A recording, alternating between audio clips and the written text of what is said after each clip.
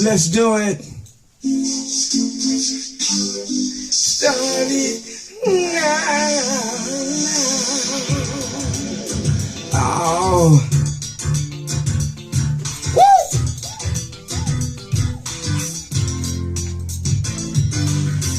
Welcome to the 29th edition of the Goldie Gossip podcast. That's right. I'm your host, Goldie Himalaya. And we're going to get started with this show. Got my chaps, I don't need my gas. Got my horse and of course my studs and hat. I had a hard day's work still all day. For the rest of the night, I'ma do it my way. Oh, before that, with the posse. There we go. And we pop that up. Welcome to the 29th edition of the Goldie Gossip podcast. I'm your host, Goldie Himalaya. Let's get this party started. Let's have Goldie Gossip Court. That's right. I'm talking Goldie Gossip Court. I want to bring to the throne three entities. But before I get to those three entities, I want to tell you this. As you can see, I got my Wall Street Trapper attire on, hat and shirt. I'm not going to spend a lot of time on this, but I'm going to tell you guys, if I can get one of you to listen to the Wall Street Trapper so you can come up and get out of your situation, and you can get out of your situation, all you got to do is participate. But if you're too lazy to do that, you can go back to what you're doing, but all I'm going to say is rock with the Wall Street Trapper. Now, bring it to the throne. Not any people. Three entities. Number one, the institution of marriage. Number two, the institution of the church. And number three, the United States government. Bring that ass here, boy. That's right. Bring that ass here, boy. Stepping up to the throne first is the institution of marriage. Come on, marriage, step up to the throne. Bring that ass here, boy. As DC Young Fly say. All right. The institution of marriage. You love somebody. You go to the church and you get married in the name of God. Most people don't believe in God no way. So if you don't believe in God and you go to the church and you profess your love of your spouse in front of God, and it's a trinity, you, God, and your spouse, you're a hypocrite if you got married and you don't even believe in God. That's one issue. Another issue about marriage. Can you make every decision in your life yourself? Can your spouse make all the decisions that you guys need to get together and get your heads together and make work? Are you capable of doing that? If you're capable of doing that, why would you elect or sign a contract for somebody else to do that for you when it goes bad? Okay? All right. That's number one. That's my institution. That's my issue with the institution of marriage. Okay. Let's bring the institution of the church to the throne. Bring that ass here, boy. All right. You love somebody. You go to church.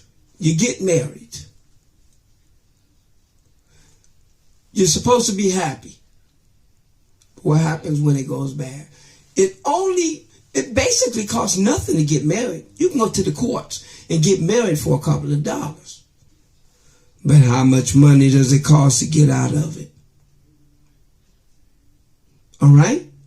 That's my problem with the church. And here's another thing with the church in correlation to the government. Government, Bring that ass here, boy. government. There's supposed to be such a thing as, and there's a law, as far as I'm concerned, with the separation of church and state. There's a separation of church and state which says that the state would never interfere with the church's affairs and the church would never interfere with the government affairs. Total hypocrisy. Here's the deal. If you go to church and you get married for basically nothing, and then it goes bad and you and your spouse starts arguing, you signed a contract. You signed a marriage contract which says that the courts are going to tell you and your spouse, you going to do this and you going to do that, and it's the law. And if you don't abide by that, you can potentially go to jail. Now, what happened to the separation of church and state? Why do you go to the church to get married, which is, marriage is a religious institution. It's a religious ceremony with God. If there's a separation of church and state, well, all of a sudden, you got to go to the courts and have them litigate your life. If that's what you want, if that's what you think marriage is for you, by all means jump in. But I'm telling you, you better think about what I'm saying because it's real. Marriage is a contract. Starts out with the church, ends up in the courtroom. And that's all I got to say about that. Now, let's move on and get out of the Goldie Gossip Court. And we're going to get started with a story. I got to tell you guys my story of Soul Train. Check it out. I wanted to go to Soul Train, but it all started out with my daughter. My daughter, April, she was young. I wanted to have a father-daughter moment with her. And so I bought tickets to see Boys to Men at the Irvine Meadows. So we drove out to Irvine Meadows and we saw the Boys to Men concert. Good concert. Long story short, when the concert was over, we were coming out and there were promoters passing out Soul Train tickets. They said, you want to go to Soul Train? I said, oh, hell yeah. But my daughter is a rocker. You know, she grew up predominantly Caucasian. So she wasn't really into the Soul Train thing. And so I knew that she didn't want to go on Soul Train, but it was okay. So now I'm working at Children's Hospital in the surgical department. Hold on. There was a young lady by the name of Mina Vendegas, Hispanic girl, real nice body. She was a dancer. And every Thursday she would go to a club in Montebello called the Quiet Cannon, or right off of the 710 freeway, and she would dance in a cage. She wouldn't fraternize with the customers or anything. She just really loved to dance. And so Mina would be in the cages. And so when my daughter didn't want to go to Soul Train, I went to Mina. Me and Mina was cool. I said, Mina, would you go on Soul Train with me? She said, oh, hell yeah. And so me and Mina went to Soul Train. It was a really, really, it was a good show. We were, okay, there's two audiences. There's an audience, and then there's a stage audience. We were part of the stage audience. Those are the people that you see dancing, when the show was going on. And so We danced. We had a good time. I brought my demo tape. I had a demo tape with 3 songs on it and my business card, just in case I met somebody. So, while we were dancing, there was a lady. There was an audience and she was hot. Like, we would tape and stop and tape and stop and tape and stop. And it was hot in there. But I had these little fans that, run by battery. And I was cooling myself off. And I saw that the lady was, hot. And I let her use my fan.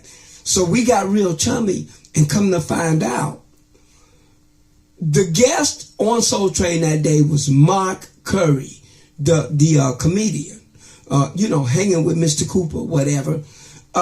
She was his auntie, and they had drove down from Inglewood, and she said, "Yeah, I'm his auntie," and we was all smoozing out. So I said, "This is my perfect opportunity." I gave him my cassette tape, and I said, "When you go home, would you give Mark Curry my cassette tape?" And she said, "Oh yeah, no problem." Long story short, never heard from him. He probably threw it out the window on the way back home to Inglewood, but that's cool. But anyways, the second day of shooting Soul Train, Mina couldn't go. She was married, and I'm pretty sure her husband had a problem with it. But I had chummed up with other girls that was there the first day. So when I went there the second day by myself, I chummed up with the other girls. We got on there, we partied, and to make a long story short, I'm going to get to the point. The show was over, everybody was leaving, the lights were on, they were putting the cameras away, and they were passing out tickets for the next taping. But they were strategically avoiding me. And first I thought I was just paranoid. But as the crowd thinned out, I went over to the dude and I said, "Hey, can I get a ticket for the next showing?" Here it is, guys. Here's the punch in the gut. He asked me, "How old are you?" Bam. I knew what he was getting at. And at that point, I realized I was not being asked to come back to Soul Train because, in their opinion, I was too old. When I was walking out, when he asked me how old I was, I didn't say nothing because I got it. And I was walking away. I told him, "You know what? You got a show to produce. Let me let you go." And I was walking out, and he asked me, he said, "Hey, are you all right?" I told him, "Yeah, I'm all right." But nigga, please, I was not all right. That was the longest drive I ever took from Hollywood to the San Fernando Valley back to my crib. I ain't gonna lie to you, I cried. How is the world telling me I'm washed up? How in the hell Soul Train? I'm from Detroit. How they gonna kick me out like that? Am I really too old to participate in music? Am I too old to be fly? Am I too old to take this shit to another level? I wiped my tears and I got over it. But that's what sparked me to being the nigga that you see today. Long story short, Soul Train, a thing of the past. Motown, a thing of the past. But guess what? Goldie's Himalaya is still here. And I'm glad they kicked me off of Soul Train so I can show all you niggas what I got. And I'm telling you, I'm just getting started. I'm the Benjamin Button of hip-hop. The more that I do go, the more that I don't stop. And I'm going to close this video or this show out with my video of Enemy Friend. I made 2 copies. My new style of video editing. And since you niggas think I ain't able to do the old school a video production, I did that too. But I'm going to show you my best version. Kick it. Now I need to go.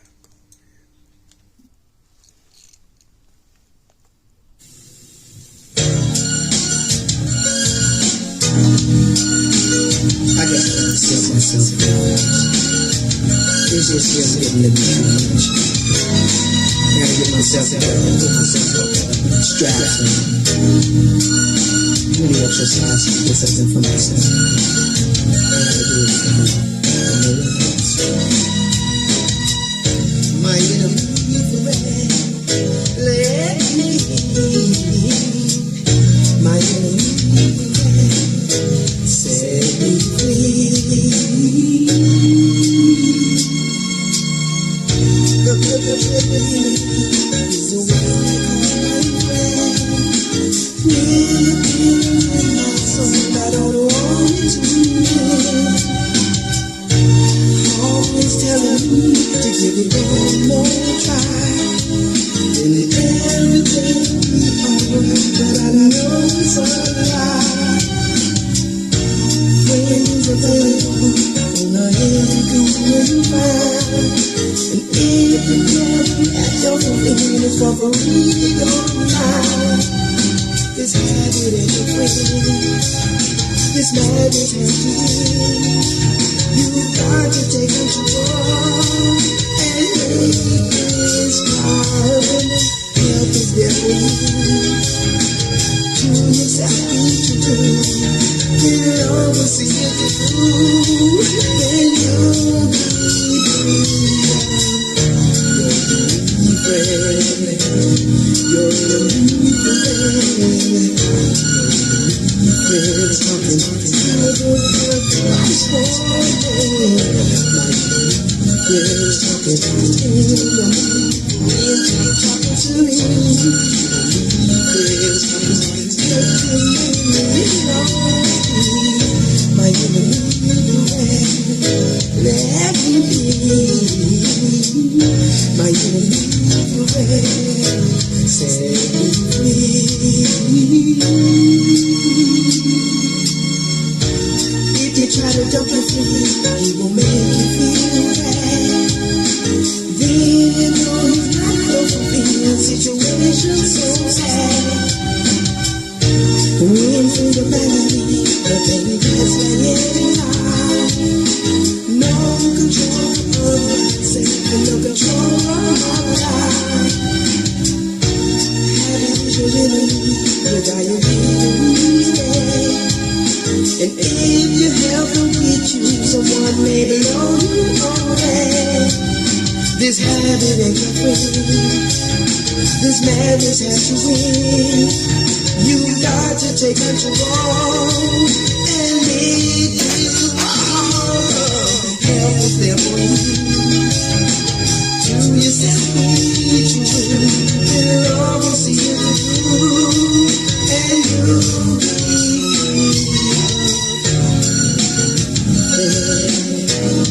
you're in a movie. You're the lights to me. Friends talking to me. Friends talking to me. Friends talking to me. My enemy friend set me free. My enemy friend. Let me be.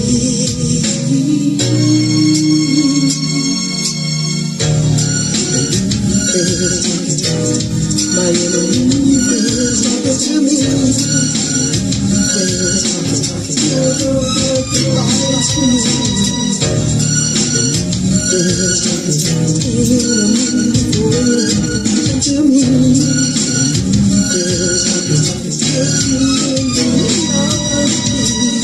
My enemy friend set me free. My enemy friend let me be. Life's so good, I know I should let me be.